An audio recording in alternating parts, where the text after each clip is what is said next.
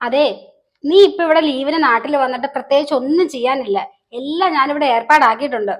അല്ലെങ്കിൽ തന്നെ ഒരു വരവിന് എത്രയാണ് ടിക്കറ്റ് കാശ് ചെലവാകുന്നത്? ആ ടിക്കറ്റ് കാശും കൂടി ചേർത്തിട്ട് നിനക്ക് ആ കാശ് ഇങ്ങോട്ടേക്ക് അയച്ചു തന്നാ പോരെ?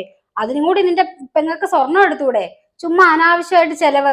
നീ വരുമൊന്നും വേണ്ട, നീ അവിടെ തന്നെ നിന്നാ മതി. നാളെ തന്നെ ഇങ്ങ് കാശ് അയച്ചേക്കണം.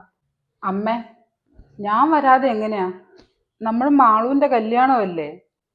എനിക്ക് ആഗ്രഹം കാണില്ല അവളുടെ കല്യാണം കൂടണമെന്ന്. ഒന്നുമല്ലേലും ഞാൻ അവളുടെ ഒരേ ഒരു ഏട്ടനല്ലേ.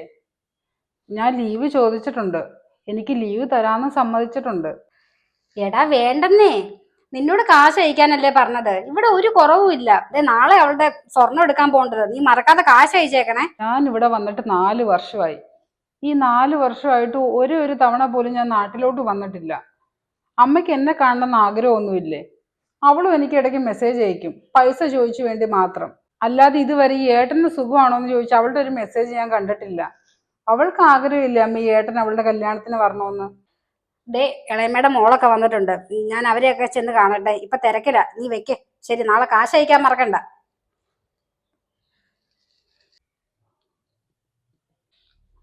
അളിയ, എന്താ നിന്റെ മുഖം വല്ലാതിരിക്കുന്നേ? എന്തെങ്കിലും പ്രശ്നമുണ്ടോ? അമ്മ പറഞ്ഞു ഇത്തവണ നാട്ടിൽ വരണ്ടാന്ന്.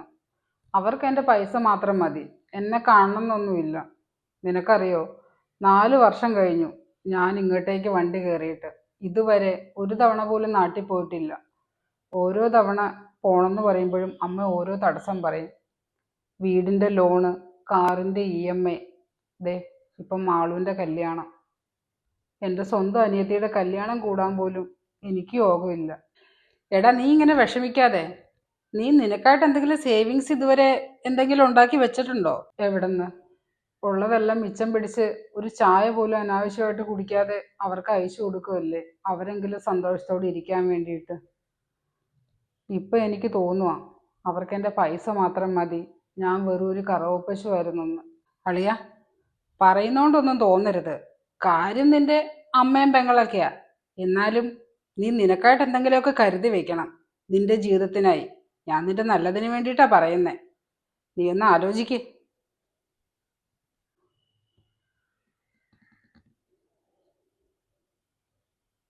എടാ, നീ അയച്ച പൈസ കുറവാണല്ലോ. നീ അയച്ച പൈസയിൽ ഒരു 25 പവനെങ്കിലും തികച്ചെടുക്കാൻ പറ്റുമോ? ഞാൻ ദേ അവരോട് 51 പവൻ വാക്ക് പറഞ്ഞു പോയി. അതിൽ കുറഞ്ഞതൊന്നും കൊടുക്കണ കാര്യം എനിക്ക് ആലോചിക്കാൻ വയ്യ. നീ ചുമ്മാ കളിക്കാതെ പൈസ ഇങ്ങോട്ടേക്ക് അയച്ചേ. ആരോട് ചോദിച്ചിട്ടാമേ അമ്മ അവർക്ക് വാക്ക് കൊടുത്തത് ഇത്ര സ്വർണ്ണമൊക്കെ കൊടുക്കാന്ന്? ഞാൻ എന്താ ഇവിടെ പണം ഒടിക്കുന്ന മെഷീൻ വല്ലതും ആണോ? ഇപ്പൊ ഇവിടെ യുദ്ധമൊക്കെ നടക്കുന്നുണ്ട്, പകുതി സാലറിയും കട്ട് ചെയ്തിട്ട് തന്നെ എനിക്ക് ഇപ്പം തരണത്. അതിൽ നിന്ന് എടുത്തിട്ടാണ് അമ്മയ്ക്ക് ഞാൻ കഴിഞ്ഞ മാസമൊക്കെ അയച്ചു തന്നത്. എൻ്റെ കയ്യിൽ ഇപ്പൊ ഇത്ര ഉള്ളമ്മേ. അങ്ങനെ പറഞ്ഞ എങ്ങനെയാടാ? നിന്റെ ഒരേ ഒരു പെങ്ങളല്ലേ, നീയല്ലേ കാശ് ഒപ്പിച്ചു തരേണ്ടത്. നീയല്ലേ അവളുടെ കല്യാണമൊക്കെ ഭംഗിക്ക് നടത്തി കൊടുക്കേണ്ടത്. 51 പവനൊന്നും ഇല്ലാതെ എങ്ങനെയാടാ അവളെ ഞാൻ മണ്ഡപത്തിലോട്ട് ഇറക്കണത്? അത് എനിക്ക് നാണക്കേടാ. ഞാൻ അവർക്ക് വാക്ക് കൊടുത്തു പോയി. നീ എവിടെന്നെങ്കിലും പൈസ ഒപ്പിച്ചതാ? നിനക്ക് അവിടെ ലോൺ കിട്ടുമല്ലോ, പോയി ലോൺ എടുക്ക്. അതൊന്നും പറ്റത്തില്ലമ്മേ.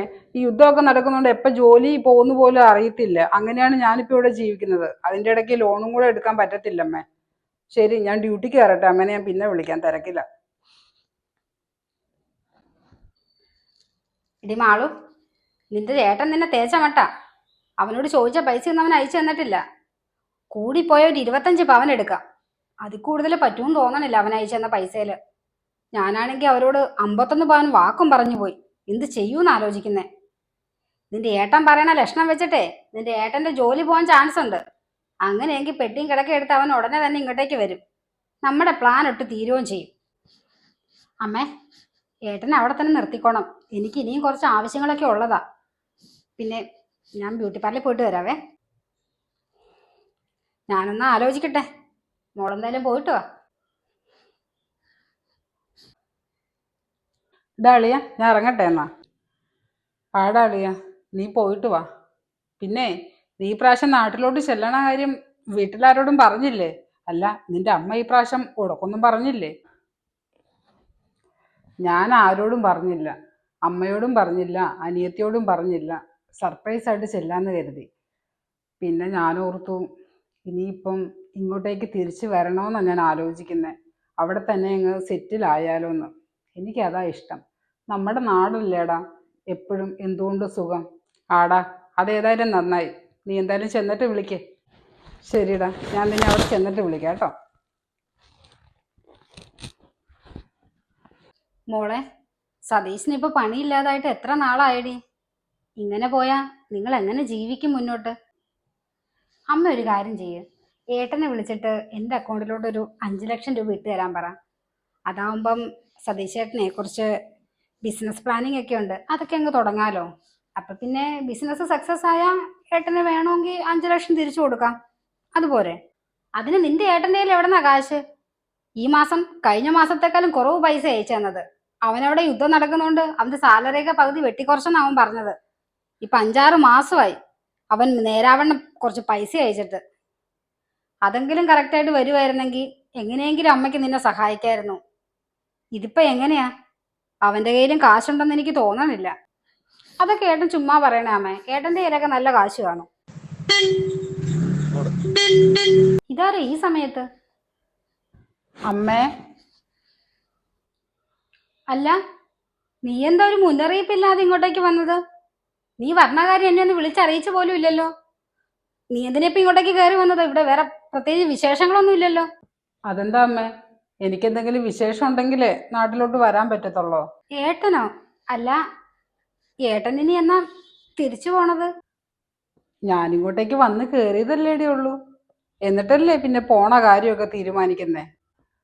അതെന്താ അമ്മേ, എന്തെങ്കിലും വിശേഷം ഉണ്ടെങ്കിൽ എനിക്ക് എൻ്റെ വീട്ടിലോട്ട് വരാൻ പറ്റുള്ളോ? ഞാൻ അങ്ങനെയൊന്നും ഉദ്ദേശിച്ചില്ല. മാളു, നീ ചോദിച്ചില്ലേ ഞാനെന്നാ തിരിച്ചു പോണേന്ന്. ഞാനിനി പോകുന്നില്ല, എല്ലാം നിർത്തി വന്നിരിക്കുക. അതെങ്ങനെ ശരിയാവും? നീ ആരോട് ചോദിച്ചിട്ട് ഈ തീരുമാനങ്ങളൊക്കെ എടുത്തത്? നീ ജോലി നിർത്തി ഇങ്ങോട്ടേക്ക് പോകുന്ന ഇവിടുത്തെ കാര്യങ്ങൾ പിന്നെ ആര് നോക്കും? അതിന് ഇവിടെ ഇപ്പം വേറെ ബാധ്യതയൊന്നും ഇല്ലല്ലോ അമ്മേ. വീടിൻ്റെ ലോൺ ഞാൻ അടച്ചു തീർത്തു, കാറിൻ്റെ EMI ക്ലോസ് ചെയ്തു, മാളുവിൻ്റെ കല്യാണം കഴിഞ്ഞു. ഇനിയിപ്പോൾ എന്താ? എനിക്കിനിയിപ്പോൾ ഇവിടെ വന്ന് സെറ്റിൽ ആയിക്കൂടെ? അതെ ഏട്ടാ, സതീശേട്ടനെ പുതിയൊരു ബിസിനസ് തുടങ്ങാൻ പ്ലാൻ ഉണ്ട്. അപ്പം അതിനുള്ള പൈസയൊക്കെ ആര് തരും? ഏട്ടൻ അവിടെ ജോലി ചെയ്താലല്ലേ ഇതൊക്കെ നടക്കത്തുള്ളൂ. മാളു, നിന്റെ കെട്ടിയവന് ബിസിനസ് തുടങ്ങണമെങ്കിൽ ഞാനെന്തിനാ കാശ് തരുന്നത്? നിന്റെ കെട്ടിയവനോട് ബിസിനസ് തുടങ്ങാൻ പറയണം, അത് നിങ്ങളുടെ കുടുംബകാര്യമല്ലേ. നീ ചോദിക്കുമ്പോൾ കാശെടുത്ത് തരാനേ ഞാനവിടെ നോട്ടടിക്കുമൊന്നും അല്ല.